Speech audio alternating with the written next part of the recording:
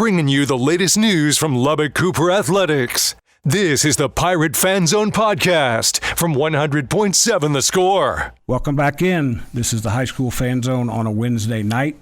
And Wednesday nights, I told you I would bring it up again. I want to make sure I do. We've changed the schedule a little bit since we're past Thanksgiving. We're 2 nights a week. Monday nights will be Estacado, Monterey Memorial, and Liberty, 6 to 7:30 p.m. Wednesday nights will be Lubbock High, Coronado, Friendship, and Lubbock Cooper. 20 minutes for each of the first 3 schools. Liberty and Lubbock Cooper stuck with me for half an hour, so that means Will Flemons and Reggie down there at the end are stuck with me for an extra 10 minutes. But I'm glad you're both here because that means we can talk a little bit more. I was walking into school the day Reggie walked in, and the first thought I had was, because I knew James Reich had left, which, by the way, I need to give him some grief. His daughter's put some weight on me this Thanksgiving. She sold me some of them dang cinnamon rolls. I solicited them, so it's my fault. I'll plug those. I'd probably get in trouble, and I'll plug those before we get out of here. That young lady can make some cinnamon rolls. But I saw Reggie walking in, and I thought, this is really cool. And I thought it would be, and I love James. You know, I've known James known him as longer than I've known you, I think. But I thought Reggie working with Will, that is dangerous. That's going to change things in y'all's district. And I've heard some urban legends. So take it away. What's it been like to have Reggie coaching with you? Well, you know, it's not our first time together. It's not our first time together. We started out at All Saints together. I didn't know that. So we started out at All Saints, and so this is kind of like coming in full circle. And what Reggie brings is so much of his knowledge, and then his experience playing as a guard to help our and we're young this year. You know, like a lot of our teammates around here, and he's helped maturing them and getting them ready for December 12th. So it's been great. I mean, we talk X's and O's every day, and sometimes we're like, okay, we gotta go home. We gotta go home because we get involved in it so much. So it's been great. Reggie, what about you? What's it been like for you? It's a different role for you. You've been head coach for how long before that? I was about 27 years. Yeah. It's a change. It's a true change. But you know, when you're working with a guy sitting next to me, it's easy. It's easy. You know, it's like the roles hadn't switched. You know, he trusts me into doing some things, and I can, you know, bump some ideas off of him that me myself didn't ever try. And I'm always saying, you know, what did y'all do out here? And we kind of get caught up, you know, with no, what did you do? No, I want to know what you did. You know, and we're kind of going back and forth. But it's been a true joy.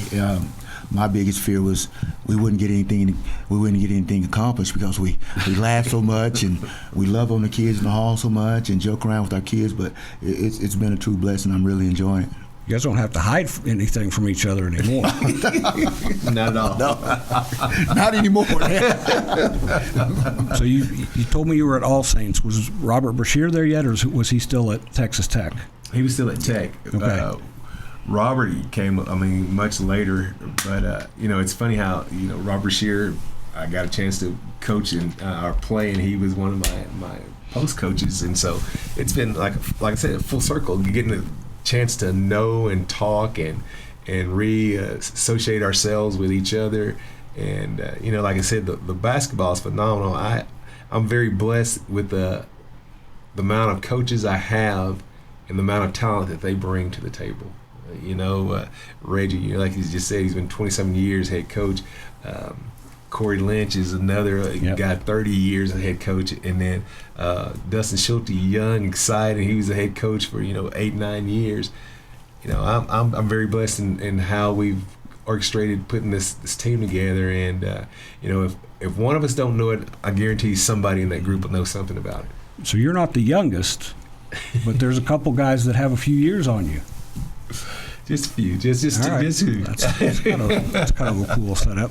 You talk about full circle now. When you guys were at All Saints, was Dino there yet? No. I'm going to guess Dino was coaching at Estacado when you played. Yeah, well, not when I played. I'm a little older than that. But, yeah, he came from Estacado when we were at All Saints. He was coaching track at Estacado. It was cool to walk in that first time. I knew Robert was there, and I'd seen him coach. And I'd never met David Chapman, but I'd heard about him. Mm-hmm. And I was like, man, They're getting all kinds of people over here. So, I think that was in July or August when I saw you that day. Are you teaching as well, or are you? Yes, sir. I'm teaching also. Is that something you've had to get used to doing again, or were you teaching before? Okay. I've taught before. I'm getting used to my load being lighter, and it's kind of hard getting used to because I'm always looking around like I need to be doing something. But yeah, I've taught before. Yes, sir. Oh, I knew that Brent Palmer did because I'd come in that side door all the time when I was coming to talk to you two guys, and he would give some kids endless grief. And I bet Jill Schneider told me this last year when she told me she was retiring. She said, I'm going to miss the coaching part. She said, I'm going to miss dealing with the kids as a teacher, because that's what you guys are. Yes, sir. At your core is teachers. Yes, sir. And you deal with, and she said this, not me, I'm not that smart. She said you deal with kids you're not coaching, and you have different kinds of relationships with those kids than you do with kids who, for lack of a better term, try to please you because they want to get on the court. So, I think that's cool that you're still. You don't teach anymore, do you? I kind of bounce around in the science department because I have a bachelor's in science, so I help with biology and chemistry. I've seen you wander around the halls. You also you keep kids in line with that smile. If they see you coming and you're smiling, they're like, oh, what? Make sure I'm straight. I do know my way around Lubbock. I don't know about you, Reggie. For a while, I'd get lost at Lubbock Cooper. Well, I still hadn't found my way around. I'd like to have to text the coach and say, okay, come and meet me, because I'll wander around for hours. I promise we're going to talk a little bit about basketball and what you guys are doing. You guys which tournament are you in this weekend? We're in Abilene's tournament. Abilene, the Polk Key Classic. So we'll talk about that and where you guys are when we come back after this break in the Pirate Fan Zone on 100.7 The Score. Breaking down Lubbock Cooper sports.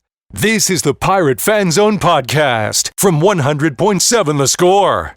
Welcome back into the Pirate Fan Zone on 100.7 The Score. I talked about the Gene Messer Classic that's going on in town this week. There's also the new home. I better say the right name. It's got a sponsor. I don't want to leave them out. That's the other tournament that's the closest one to us this week is the Wizen Hunt Classic down in New Home. Memorial boys and girls are there. Lubbock Christian girls are there. Slayton, Levelland, a lot of teams locally are down there. Will, you said you guys are going to the Polk City, was it the Key City Classic? Key City, yes. Who are you guys, Lone Rangers down there, or is there some other Lubbock teams? Coronado is also in it. Also. Okay. Saw them get their first win last night. Yep. So it'll be us, and then just a slew of tough teams, and that's awesome. Gene Messer, I did mention Liberty and Friendship are there, obviously, and then Monterey's in that as well. You heard Paul talking. This is as good a field as they've had in the last few years because a couple teams dropped out, and he said, some team from Amarillo called me and said they're Amarillo Holy Cross. I'd never heard of them. I said, yeah, come on, we'll take you. As I said to Parker Hicks, that's a team that's been able to invite a lot of players into their school. Absolutely. And David Chapel will tell you they were really good last year, and I think they're really good this year. So who else is in the Abilene tournament down there with you? Well, we start off with Colleyville Heritage. Alito's there. J.J. Pearson's there. It's another, just off the top of the head, you got a couple teams from San Antonio and El Paso. So, it is a stacked house. You guys did pretty well in it last year, am I right? We did. And, we're hoping for the same kind of experience for our guys. It was great for us because you got thrown the fire right off the bat. We started off with Alito last year, and they were one of the hottest teams. I think they were 13-0 when we played them, and we went out there, did our thing, and gave them their first loss. So this year we got Colleyville Heritage, and so got some guard play. We've already been introduced into some Dallas Fort Worth type of stuff when we went to Cleburne. So our guys are getting more and more familiar with it and know it's you bump with your body is not a foul. It's a different style of play, and so one of the things we've kind of worked on this week is we can't be soft. You got to make sure you're the aggressor and not be the one that's getting picked on. And so that's what we're hoping. If we can accomplish a couple of those things and some mental toughness and lead in a couple categories, like one big thing for me is the rebounding aspect of that. Shows you how tough you are.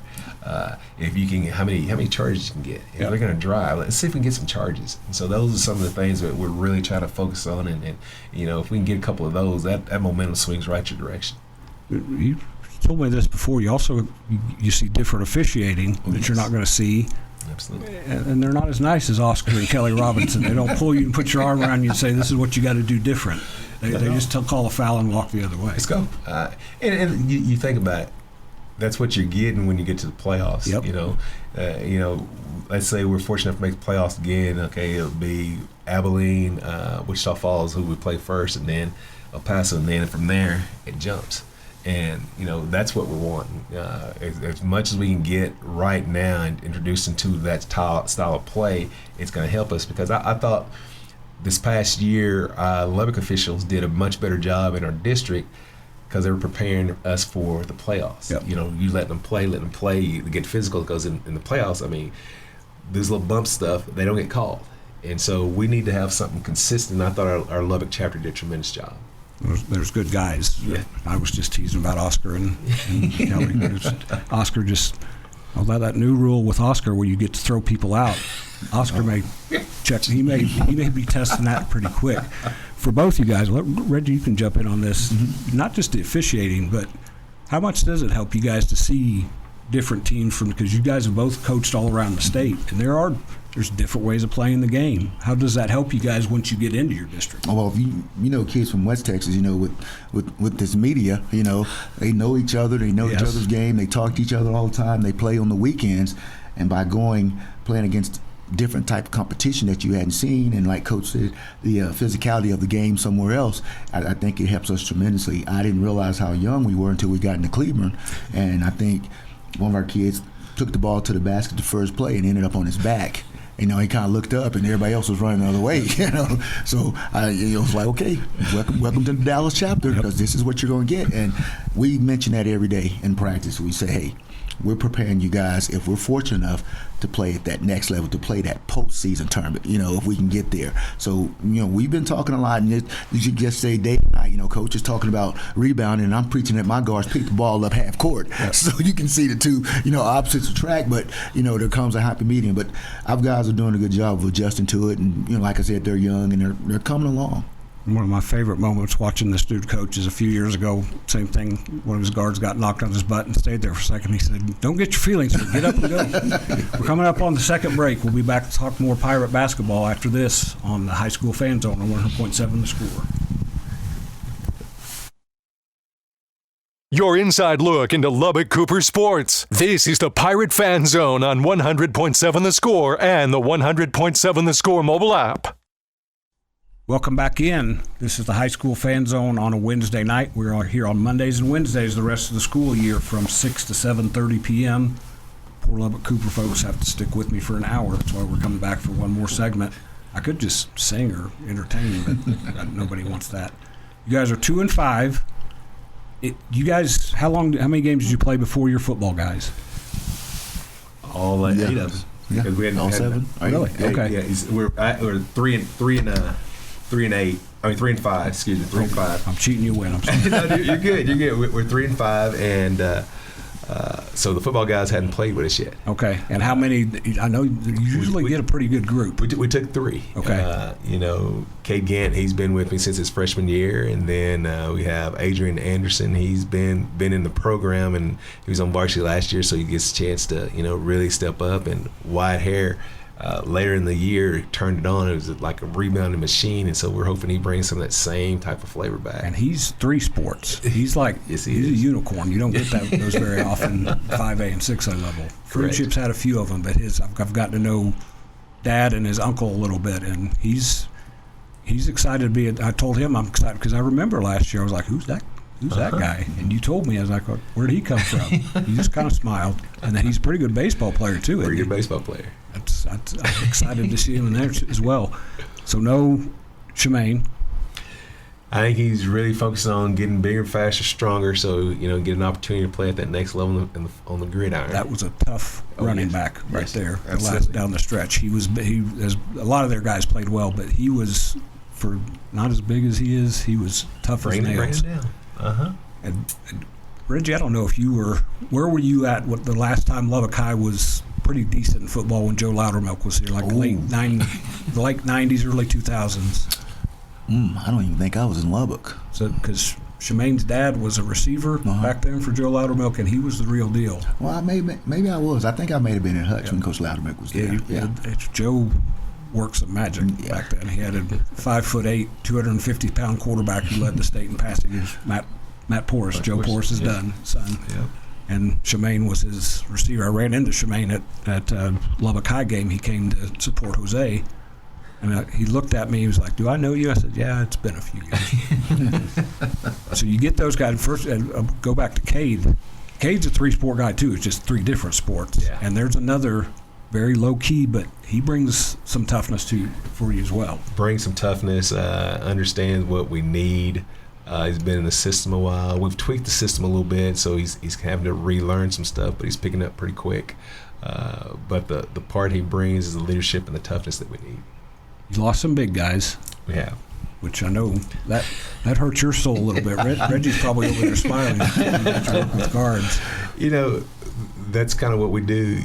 You coach the kids that you have, and you have to adapt. Yep. And that's one of the things I thought we've done a pretty decent job of, and they're still learning the system, but we've gone more of a 4-out, more up-tempo style of basketball because of the personnel we have. We can't slow it down and just try to throw it on the inside when you don't have bigs, so we got to do something that's going to be, I guess, something that we're going to be able to do with the guys that we have. You heard me talking to Paige when he told me about that their different team. I said, "So you guys going to slow it down and go half court?" And he looked at me. He was like, "No," because you shocked me a few years ago. Your first year or two, if a guy shot a three-pointer, correct, very quickly, let's put it that way, you weren't a happy man. Correct. And then it was 2 years ago, one guy came down and fired it up, and you're like, "Good shot." So that adaptability shows. It does. I mean, it's again, I think we got great coaches in this area, and they adapt well to what the personnel they have. And so that's a credit to our league and just this area. It's a pretty good league. Well, this came up at the coaches' lunch of the day. We're going to have a little fun here at the end. Not only are you great coaches, you have some dudes who played good basketball when they played, including that man over there. I forgot I was going to look up some Louisiana Tech, right? Yes, sir. You two were really good. Josh Davis was a college player. Parker Hicks played for two really good coaches at two really good programs. I want to see a 5-on-5 game with just coaches here at some point. Josh bailed you out on this. He said if we do that, it's got to be half court. Absolutely. But Reggie, if you're going to play half court, that's not a bad dude to have on your team. Always, half court. always. That's pretty good coaching there. Get the ball inside the wheel. Yes, sir. That's going to wrap us up in the high school fan zone this week. We'll be back next week.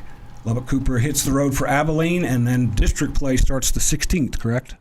12th. Okay, I knew it was coming quick. I'm Randy Rosetta. This is 100.7 The Score. We'll talk to you next week.